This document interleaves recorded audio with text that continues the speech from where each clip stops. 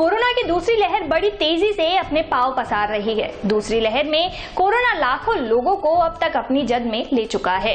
दूसरी लहर में इन्फेक्शन रेट काफी ज्यादा है। देश में दूसरी लहर इसीलिए आई है क्योंकि जनता ने सावधानियां रखनी बंद कर दी थी।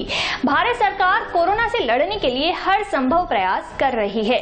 उत्तराखंड के रुद्रपुर शहर में उधम सिंह नगर डिस्ट्रिक्ट हॉस्पिटल में कार्यरत डॉक्टर M.K. तिवारी लगातार कोविड के मरीजों को अपनी सेवाएं दे रहे हैं। आइए देखते हैं उनका विशेष साक्षात्कार जनता समाचार के वरिष्ठ संवाददाता विपुल कुमार सिंह के साथ। देश और दुनिया में आई कोरोना संक्रमण की दूसरी लहर की त्रासदी अब लोगों के जेहन तक उतर चुकी है। आलम यह है कि लोग संक्रमण से कम घबराहट से और बेचैनी से ज्यादा गंभीर हो रहे हैं। स्थिति ये भी बन रही है कि ऑक्सीजन लेवल कम होने से मरीज लेकर बेड की तलाश में लोग निकल रहे हैं और बेड नहीं मिलने से मरीज की स्थिति और गंभीर हो जाती है। आखिर क्यों बनी ऐसी स्थिति, क्या है इसके बुरे परिणाम और कैसे बचाया जाए लोगों की जान? हर सवाल का जवाब क्या है स्थिति और कैसे बचाया जाए लोगों की जान, जानते हैं डॉक्टर M.K. तिवारी सर से। M.K. Tiwari sir Rudrapur Udham Singh Nagar district hospital में कार्यरत है और ये कोविड के डॉक्टर्स हैं, कोविड में सेवा दे रहे हैं। लाखों लोगों की इन्होंने जान बचाई है। इनसे हर सवाल का जवाब जानते हैं। बात करते हैं डॉक्टर M.K. तिवारी सर से। पहला सवाल सर आपसे ये है कि अगर घर में कोई बीमार पड़ता है तो क्या करना चाहिए? साधारण सर्दी खांसी बुखार और कोरोना के सर्दी खांसी बुखार में क्या फर्क है? देखिए, सर्दी जुकाम का जो सिम्टम होता है कि नाक बहना, गले में खराश होना और हल्का बुखार आना और हल्का सर दर्द का होना, ये हमारे सामान्य कॉमन फ्लू जो होती है सर्दी जुकाम, उसके ये लक्षण हैं। और आजकल जो कोरोना चला हुआ है उसमें भी सर्दी जुकाम, सर में दर्द, बदन में दर्द और आपको सांस लेने की जो तकलीफ है, तेज बुखार के साथ सांस लेने की जो तकलीफ है, अगर ऐसा लक्षण आने लगे तो ये समझना चाहिए कि कहीं ना कहीं ये जो है कोरोना ही हो सकता है और कोरोना से संबंधित उपचार और जांच करानी चाहिए। अगर घर में कोई बीमार पड़ता है तो क्या करें? देखिए, घर में अगर इस तरह के कोई मरीज का लक्षण हो तो तुरंत हमारा ये मानना है कि वो जो है अपने आप को एक तरह से दूसरों व्यक्तियों से थोड़ा आइसोलेट करके रखे, साथ ही साथ भाप का सेवन करे, स्टीम इनहेलेशन ले और आपको नियमित रूप से दिन में 2 से 3 बार गरारा करे और सामान्य पैरासीटामोल की गोली ले और उसके इसी बीच में अपना कोविड की जांच करा ले। कोविड की जांच जो कराई जाती है वो फर्स्ट डे सेकेंड डे में देखने को मिल रहा है कि वो निगेटिव रहता है, लेकिन थर्ड डे जाते जाते आपको कोविड की जांच पॉजिटिव पाई जाने लगती है। तो कोविड की से संबंधित जांच जो कि डायरेक्ट एंटीजन जांच है, आपको RT-PCR जांच है, तो डायरेक्ट एंटीजन की जांच जिससे कि तुरंत उसका रिजल्ट पता चल जा रहा है। RT-PCR कराने में आपको रिजल्ट कभी कभी 3 दिन लग जाते हैं, उसमें अनावश्यक रूप से विलम्ब हो जाती है। हालांकि RT-PCR जांच कंफर्मेटिव जांच है, इसलिए उसको कराना चाहिए। व्यक्ति को किस स्थिति में हॉस्पिटल में भर्ती होना चाहिए? देखिए, पहले तो मैं आपको ये बता दूं कि कोरोना में जो इंक्यूबेशन पीरियड है या लक्षण का जो पीरियड है, वो आपको जब भी कभी आपके किसी व्यक्ति के बदन में कोरोना का वायरस प्रवेश करता है तो वो अगले ही दिन से वो अपना लक्षण दिखाना चालू कर देता है। जैसे नाकों का बहना, नाकों में गर्माहट, गले में गर्माहट, बुखार का आना, सर दर्द का होना, बदन दर्द का होना, ये सब लक्षण पहले दूसरे दिन से स्टार्ट हो जाते हैं। तो शुरुआत के जो हमारा आपका 5 दिन होता है वो बहुत अहम दिन होता है। इसी में आपको सर दर्द, बदन दर्द, सांस, गले में खराश और कभी कभी सांस लेने की तकलीफ 4-5वें दिन जाते जाते तो बहुत सारे मरीजों में पाया जाने लगता है। अगर सांस लेने की तकलीफ चालू हो जा रही है तो उस समय तुरंत अपना ऑक्सीजन लेवल आदमी चेक करे। अगर SpO2 लेवल बदन शरीर में आपका 90 से नीचे जा रहा है तो उसको अस्पताल में ले जाके भर्ती कराना चाहिए। उसको ऑक्सीजन की जरूरत पड़ने वाली है, इसलिए उसको भर्ती होना चाहिए। अगला सवाल आपसे है कि कोरोना में कुछ मरीजों की स्थिति बहुत ज्यादा गंभीर क्यों हो जा रही है? देखिए, अभी जो स्ट्रेन आई हुई है हमने जैसा बताया कि ये शुरू का जो 5 दिन होता है बहुत अहम होता है।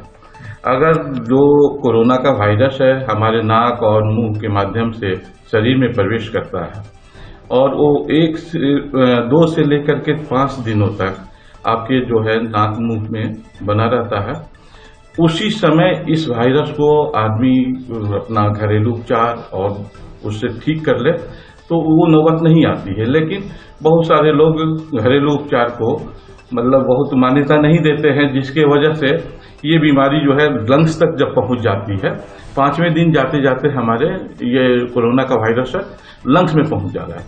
लंग्स में पहुंच जाने के बाद वो अपना रूप जो जैसा उसका पैथोफिजियोलॉजी है उसके हिसाब से अपना लंग्स में कंसल्टेशंस, निमोनिक पैच बनना चालू हो जाता है, जिसकी वजह से स्थिति बिगड़ने लगती है और ऐसे मरीजों को फिर भर्ती होने की आवश्यकता पड़ जाती है। घरेलू उपचार में मरीज क्या करे? घरेलू उपचार में देखिए हम सभी लोग इस बात को मानते हैं कि स्टीम इनहेलेशन अगर दिन में 2 से 3 बार लिया जाए तो चूंकि वायरस हमारे नेजल म्यूकोसा में होता है, ओरल फेरिंजियल म्यूकोसा में रहता है, तो उस समय अगर भाप लिया जाए, गरारा किया जाए तो वायरस उसी जगह पे किल हो जाता है। ये प्रमाणित हो चुका है, सब लोग इसको मान्यता दे चुके हैं। इसलिए मेरा मानना है कि भाप और स्टीम का इनहेलेशन, ये जो स्टीम इनहेलेशन और आपको गरारा बहुत ही कारगर है इसके लिए।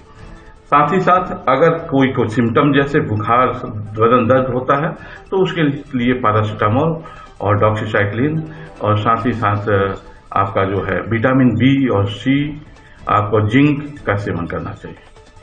अगला सवाल सर ये है कि कोरोना मरीज को रेमडेसिविर इंजेक्शन की जरूरत कब पड़ रही है?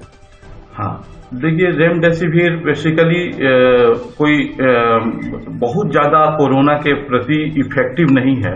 अगर सामान्य किसी को लक्षण हो तो रेमडेसिविर की जरूरत नहीं है, क्योंकि सामान्य फ्लू की माफिक ये जो भी कोरोना वायरस का इन्फेक्शन है वो भी आपको 5 दिन से 7 दिन में अपना डाउनवर्ड आने लगता है। 7वां दिन जाते जाते कोरोना वायरस का जो प्रकोप है, वो पैथोजिनेसिस है, वो डाउनवर्ड की तरफ चल जाती है और 10वें दिन जाते जाते आपको कोरोना वायरस हमारे बॉडी में किल हो जाता है स्वतः।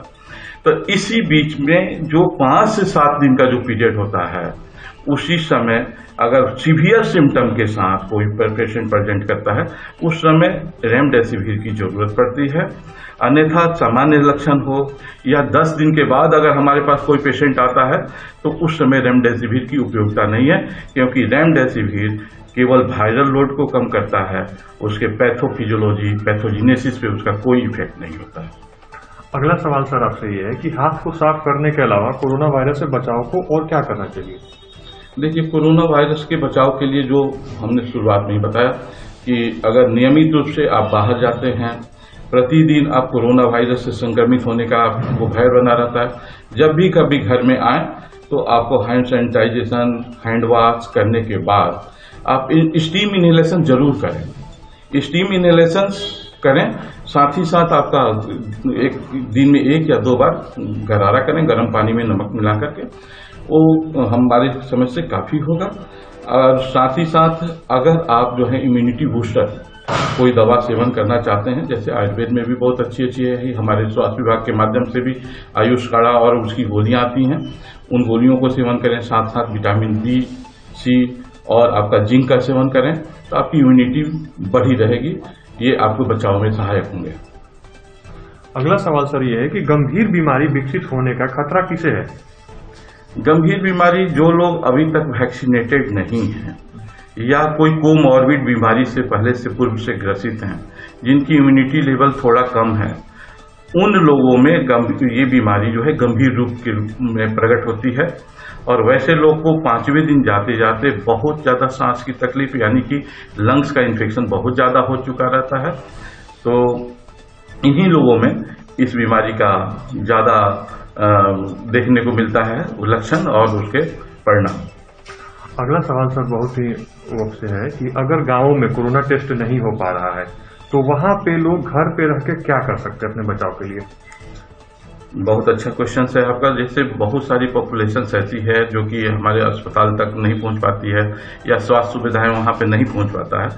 उस स्थिति में जब कभी भी किसी को सर्दी जुकाम के साथ बदन दर्द हो, सर दर्द हो या गले में खराश हो, तो वो उसी समय से इसके लिए अपना नियमित रूप से गरारा करें, भाप लें और साथ साथ जो है पैरास्टामोल, डॉक्सीसाइक्लिन, एजिथ्रोमाइसिन गोली का सेवन करना चालू कर दें।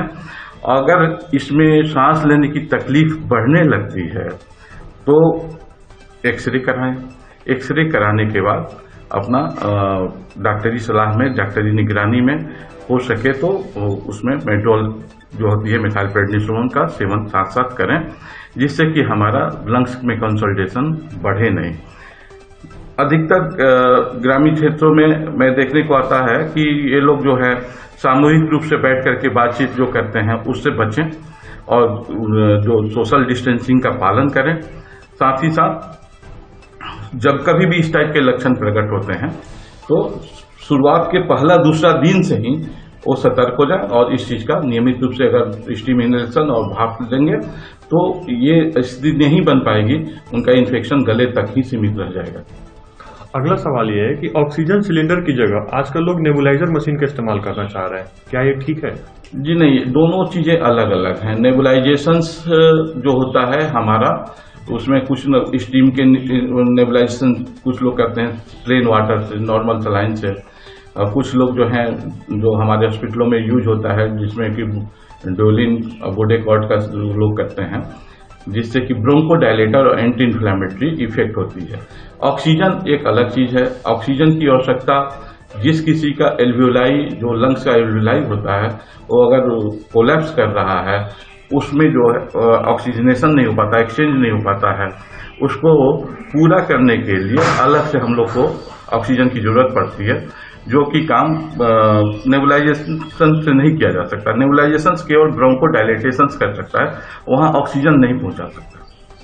अगला सवाल सर आपसे ये है कि मृत्यु दर, सेकेंड वेव में मृत्यु दर इतनी क्यों बढ़ी है? देखिए, ये इस बार का जो वायरस है, जो सेकेंड म्यूटेंट वायरस बताया जा रहा है, ये पिछले साल की जो वायरस थी उसकी अपेक्षा काफी तेजी से अपना लक्षण प्रकट कर रहा है शरीर पे। इसमें तीसरे से पांचवें दिन, 2 ही दिन के अंतराल में एक सामान्य आदमी को काफी गंभीर बीमार बना दे रहा है, बहुत तेजी से गले से नीचे फेफड़े तक पहुंच जा रहा है। साथ ही साथ इसके सीवियरिटी देखने को ये मिला कि नीचे जो लंग्स में आता है, तेजी से 12 घंटे से 24 घंटा जाते जाते पूरे लंग्स को एक तरह से इन्वॉल्व कर लेता है, कंसोलिडेट कर देता है। तो पूरा लंग्स का जितनी तेजी से इसका स्प्रेड है वो पिछले वाले स्ट्रेन में उतना देखने को नहीं मिला था। यही कारण है कि इसमें कंसोलिडेशन जब एक बार लंग्स में हो जाता है, ऑक्सीजन लेवल शरीर में बहुत ज़्यादा कम होने लगती है। मेरा देखने को मिला है कि जिस बंदे में अगर ऑक्सीजन का SpO2 सामान्य रूम पे 50% से नीचे जाने लगता है, उसमें लगभग मोर देन 75% लंग्स का इन्वॉल्वमेंट रफली हो चुका रहता है, जो कि HRCT से स्पष्ट हो जाता है। तो ऐसे लोगों में मृत्यु दर बढ़ जाती है, क्योंकि एक बार आपका लंग्स 75% से ज़्यादा डैमेज हो गया, नॉन फंक्शनल हो गया, तो उसको फिर से रिवाइव करने में बहुत ही दिक्कत आती है। और अगर वो भी 5वें दिन के अंदर अंदर पहुंच जाए तब भी उसमें कुछ संभावनाएं बनती हैं, लेकिन बहुत सारे मरीज बाहर में या घर पे कहीं रह करके वो जो गोल्डन पीरियड है उस गोल्डन पीरियड को गंवा देते हैं, जिसके वजह से जिस स्थिति में पहुंचते हैं वो 8वें दिन 10वें दिन जब पहुंचते हैं तब तक बात हाथ से निकल चुकी रहती है। इसलिए मैं कहूँगा सभी लोगों को कि आप इसके समय को जरूर पहचानें। तीसरे दिन तक जो सिम्टम है वो घर पे इलाज करने लायक होता है। तीसरे से 5वें दिन बहुत क्रूशियल पीरियड है। इस पीरियड में अगर आपकी सिम्टम बढ़ते हैं तुरंत डॉक्टरी सलाह लें।